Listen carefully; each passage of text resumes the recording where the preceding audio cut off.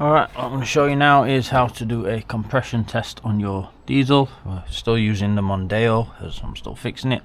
So in my last video I did a leak down test, which it passed, but I want to be sure that there's not, or at least as sure as I can be, that there's not damage on the block itself. So I did a compression test on 3 cylinders, and when I got to the 4th one it showed low compression, but I think my battery had started to go flat and it wasn't cranking at enough speed because it just wasn't quite getting. And from everything I understand about a compression test is that the reading it was showing me, which was around 250, the engine just wouldn't run as nicely as it does if it was that low. So you will need, if you've watched the other video you already know, if you haven't, you'll need a compression tester. This is a 2-part kit. It's a leak down test kit and a compression tester, but for the compression test you will need this part and this part only. So we've wrapped a bit of PTFE tape around the adapter. This is the number 21. It's a M8 by 1. That's the thread on the Ford. So that wants PTFE tape around it, tightening up by hand, and then we'll stick the compression tester on. But to make my life a little bit easier, I'll probably stick this bit on, so I've got a bit of an extension. So we've took the glow plugs out. Glow plugs are these. You want to take those out, which hopefully you can see just down is the 4th one I'm doing, so it's there. Get that in.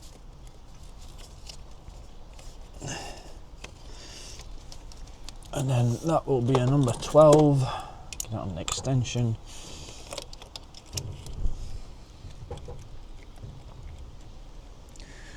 I'll say just, you can do it by hand or tighten it up, but don't over tighten it, whatever you do.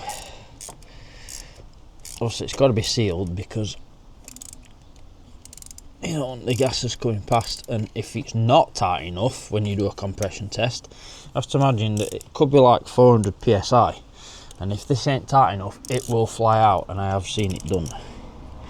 So you don't want it overly, I'm not tightening it, I'm just trying to get it onto the actual socket. Bloody fuel line's in the way, for Christ's sake. There we go.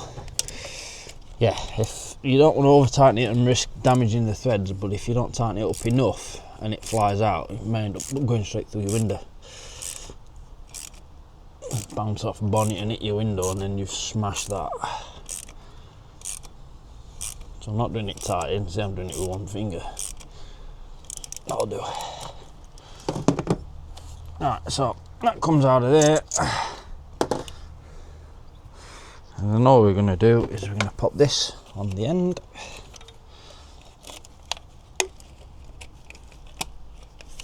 Then pop your compression test on the other side.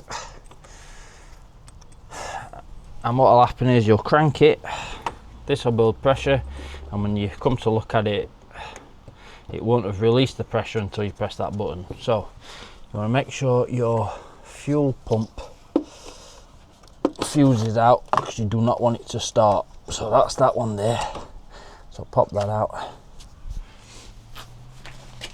and then have your key.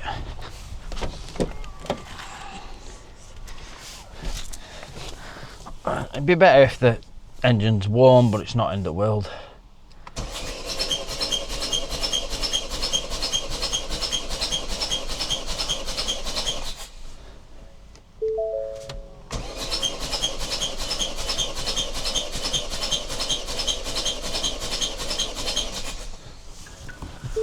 It doesn't sound particularly good. I don't know what the squeaking is. It wasn't doing that on the other 3.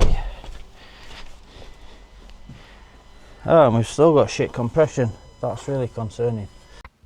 So at this point I had 2 thoughts. Either one of the valves was stuck open while doing the compression test, which was causing it not to reach full compression, or the head gasket had failed, but there wasn't enough pressure on the normal leak down test compared to a compression tester to open up the gasket and cause a leak.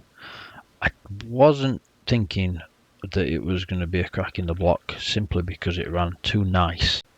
So at this point I've got no choice other than to take the head off to find out exactly what's going on. So if you want to follow the series of videos to see exactly what came up next, you can do on the next video. Thank you.